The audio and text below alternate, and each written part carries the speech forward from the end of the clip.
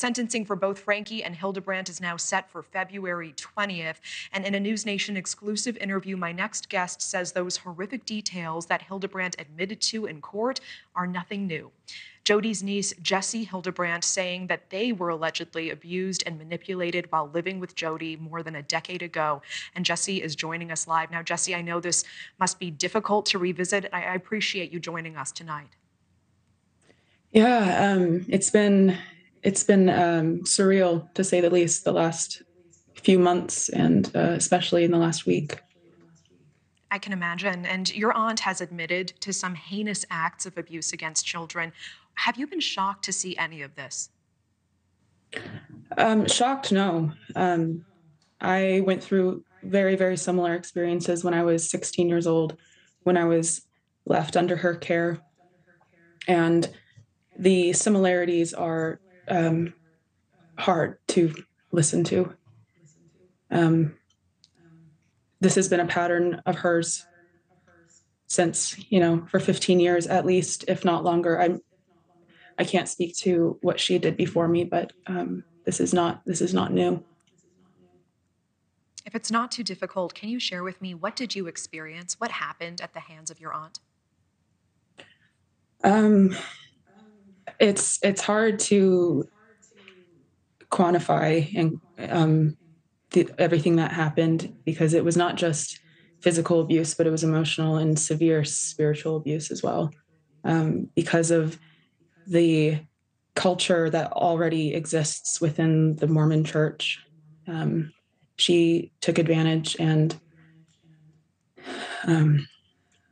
there was being duct taped and starved and being emotionally isolated and tortured, being forced to sleep outside in the snow, telling my family that it was because she was afraid that I was going to murder her in her sleep, telling me that Satan was working through me. And all the while I believed what she was telling me.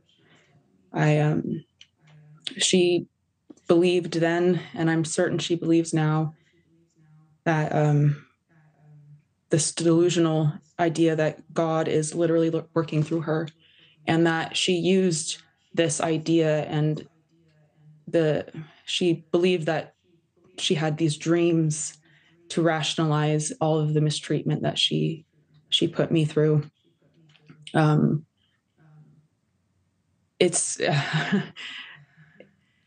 being locked in rooms, like I said, being duct taped, not allowing to have shoes, and if someone at church came up to me to speak to me, I wasn't allowed to speak to them. She has pulled me up, kicked my knees out from underneath me and pulled me upstairs, dragged me downstairs.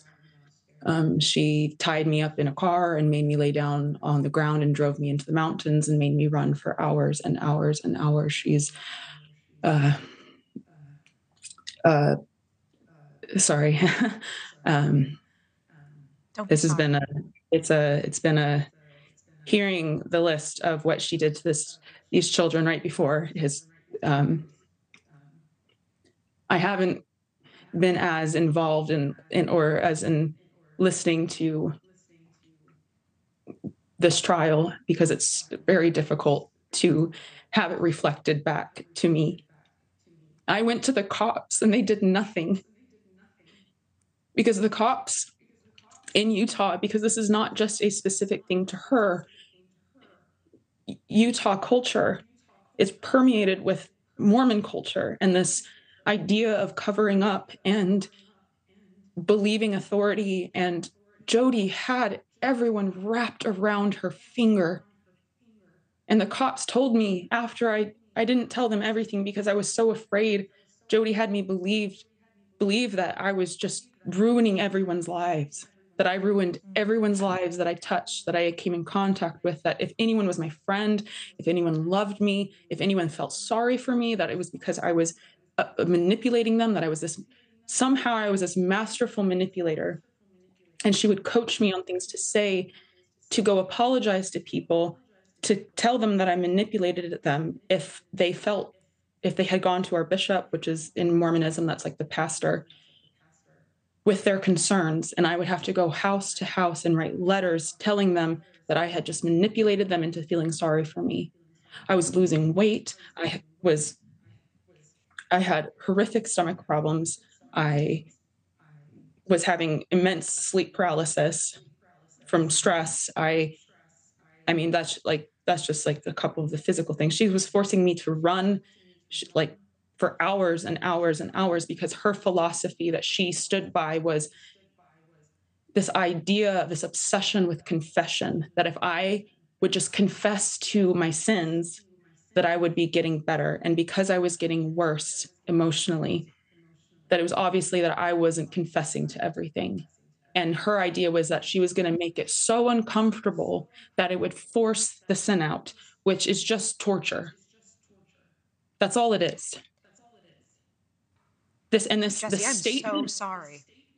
The statement that her lawyer put out was a joke. It was so patronizing, and it's a joke. This idea that she now just conveniently wants these children to heal. Jodi is, I don't think, okay, to say what Ruby has said, that Jodi has manipulated her and everything.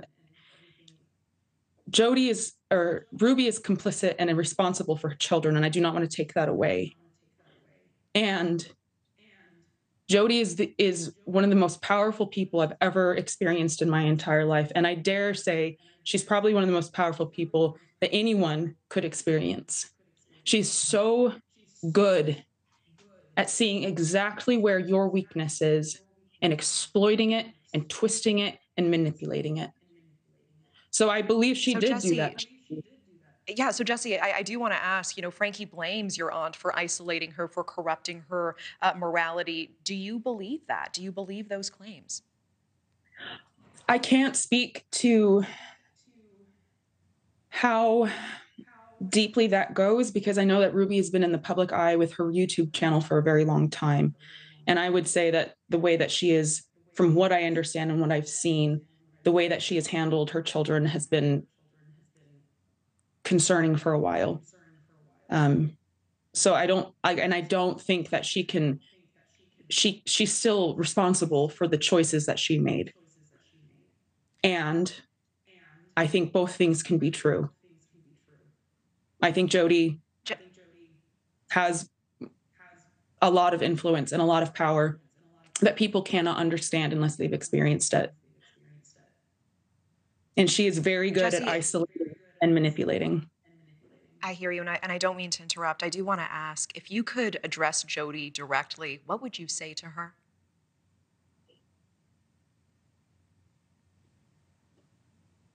Yeah, I've thought about this for a long time. And I've done a couple other interviews, not today, but in the last few months, and they've asked similar questions. And it's kind of an impossible question to answer.